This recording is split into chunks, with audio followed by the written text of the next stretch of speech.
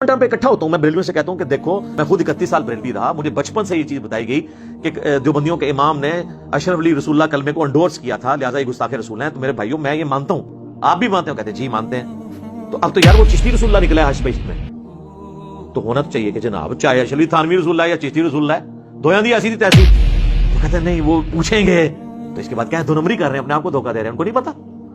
یہ میں کٹر لوگوں کی بات کر رہا ہوں، باقی تو لوگ قبول کر لیتے ہیں، ہماری دعوت سب سے زیادہ بریلویوں نے قبول کی ہے۔ کہتے ہیں جی یہ علماء سے متنفر کرواتا ہے۔ سر میں ہی تو کہتا ہوں علماء سے جا کے پوچھے نہیں، پوچھیں علماء، پوچھو کتنے لکھی ہے، لیکن علماء سے یہ نہیں پوچھنا کہ حضور کیا فرماتے ہیں، حضرات کیا فرماتے ہیں، آواز آئی سنا ہے کتنے پڑھا سی نہیں، بزرگوں نے لکھا ہے، یہ نہیں پوچھیں بتائیں قرآن و سنت میں کہاں لکھا ہے۔ وہ جب پوچھتے ہیں نا جا کے، تو اب اس کا جواب تو ہونا چاہیے اس آیت میں لکھا ہے، اس حدیث میں لکھا ہے۔ وہ کہتے ہیں پتہ چل گیا کس اسٹیشن سے بول رہے ہیں۔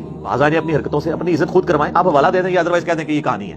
جو احکام شریعت میں انہوں نے جتنا اوریاں فتوا دیا ہے کھول کے، اب وہ پوچھا گیا یہ وہابیوں کا جو ذبیحہ ہے اگر کوئی وہابی ذبح کر دے تو اس کے بارے میں آپ کا کیا موقف ہے؟ ان کا وہابی یعنی دیوبندی، دیوبندی لفظ لکھا، اہل حدیث، رافضی، قادیانی جو کافر ہیں ان کو بھی ان کے ساتھ شمار کیا، اور انہوں نے کہا یہ سب کے سب 1,00,000 دفعہ بھی اللہ کا نام لیں تب بھی ذبیحہ حرام اور مردار ہی رہے گا، البتہ یہود و نصارہ کا ذبیحہ حلال ہے۔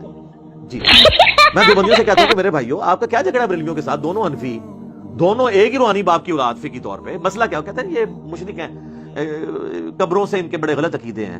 تو میں کہتا ہوں میرے بھائی یہ تو آپ کے بھی جو سمان قاسمی کے اندر لکھا ہوا ہے کہ قاسم نانوتوی جنہوں نے مدرسہ دیوبند بنایا تھا وہ اپنے مرنے کے 6 سال کے بعد خواب میں نہیں بیداری میں قبر سے نکلے، دیوبند کے 2 مولویوں کی صلح کروا کے واپس قبر میں چلے گئے۔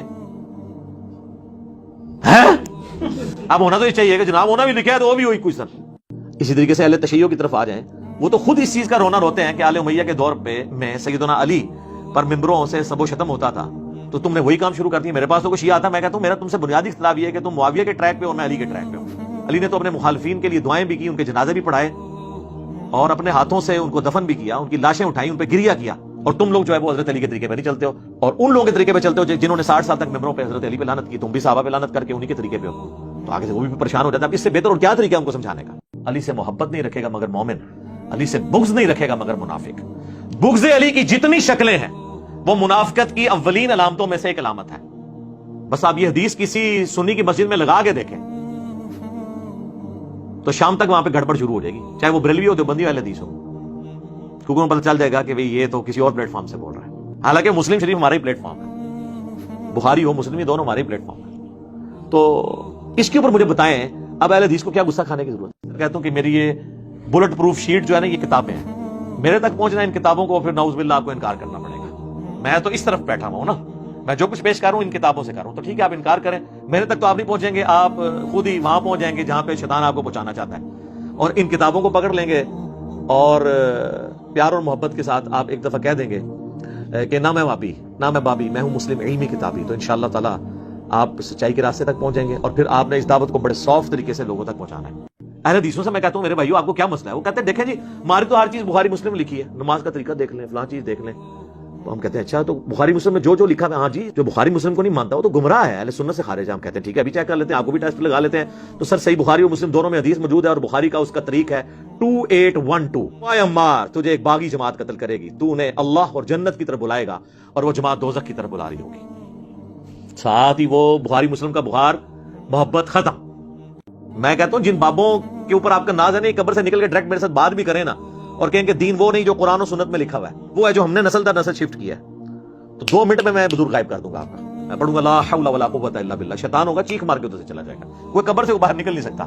یہ اللہ کا فتویٰ ہے سورہ یاسین میں اور سورۃ الواقعہ میں کہ جو مر گیا نا وہ واپس نہیں آ سکتا، مردہ نہیں واپس آ سکتا دنیا، ناٹ ایٹ آل۔ کہانیوں میں آپ جتنے مرضی واپس لاتے رہے، وہ ہندوؤں کے پاس بھی بڑی کہانیاں اس طرح کی موجود ہیں۔ اگر کوئی یہودی عیسائی آپ کو آ کے کہنا قرآن حدیث ڈائریکٹ نہیں پڑھنا، بندہ گمراہ بھی ہو سکتا ہے، آپ کہیں گے اللہ کا دشمن ہے، اور ایک نورانی داڑھی والا اور پگڑی والا بندہ ممبر پہ چڑھ کو آپ کہیں گے نا قرآن حدیث ڈائریکٹ نہیں پڑھنا تم گمراہ ہو جاؤ گے، تو کہتے ہیں مفتی صاحب نے فرمایا تھا۔ کیسے اوٹ پٹانگ ان کا نظریہ ہے، یہودی کے تو وہ اللہ کا گستاخ ہے، مسلمان کے تو سبحان اللہ کہہ دیتے ہیں۔ تو یہ پھر کیا کہہ رہے ہیں لوگوں کو کہ قرآن حدیث پڑھ کے تم گمراہ ہو جاؤ؟ نبی الاسلام کے بالکل اپوزٹ چلوانا چاہتے ہیں یہ لوگ۔ میرے پہ یہ الزام لگاتے ہیں کہ یہ انجینئر جو ہے نا وہ قادیانیوں کو کافر تو کہتا ہے لیکن یہود و نصارہ سے بدتر نہیں کہتا. اعلیٰ حضرت آپ کا کام کر گئے ہیں کہ وہ اہل حدیث اور دیوبند کو یہود و نصارہ سے بدتر کہہ کے گئے ہیں. اعلیٰ حضرت نے کہا ہے کہ دیوبند اور اہل حدیث جو ہیں یہ یہود و نصارہ سے بھی بدتر ہیں. اگر اہل حدیث دیوبند کے مان لیں اگلے دن مجھ سے آگے لکھوا لیں گے قادیانی جو ہے یہود و نصارہ سے بدتر ہے. میرا مسئلے کیا حل ہو جائے گا نا. آؤ نا بچہ میدان تسی میرے کو جواب لینا سی نا لے لے تسلی جے رات نیندر میں سونی آئے گی. تو اور یہ جو لوگ دھوکہ دیتے ہیں نا جی ہمارے پرانے بزرگ آپس میں بڑے شیر و شکر تھے. نا شیر و شکر نہیں تھے, شیر و شکار تھے. اللہ معافی دے. اور آپ کو پھر ہم تحدیث نعمت کے طور پر مثال دے دیتے ہیں. نمبر 1 ملفوظات اعلیٰ حضرت, نمبر 2 احکام شریعت, نمبر 3 حسام الحرمین. اس میں آپ ذرا لینگویج سنیں. ملفوظات اعلیٰ حضرت میں سوال ہوا کہ وہابیوں کی جماعت ہو رہی ہو تو الگ سے نماز پڑھیں یا ان کے پیچھے پڑھیں. تو انہوں نے سیدھا جواب دیا دو ٹوک کہ وہابیوں کی نہ نماز ہے نہ جماعت ہے. دوسرا سوال ان سے ہوا کہ وہابیوں کی مسجد میں نماز پڑھ سکتے ہیں. انہوں نے کہا کفار کی مساجد مثل گھر کے. سیدھا کفر بولا, کفار کی مساجد. تو یہ سمجھ لیں جیسے گھر میں نماز پڑھی ویسے ہی جو ہے نا وہ ان کی مساجد پڑھی, یہ کفار کی مساجد ہے.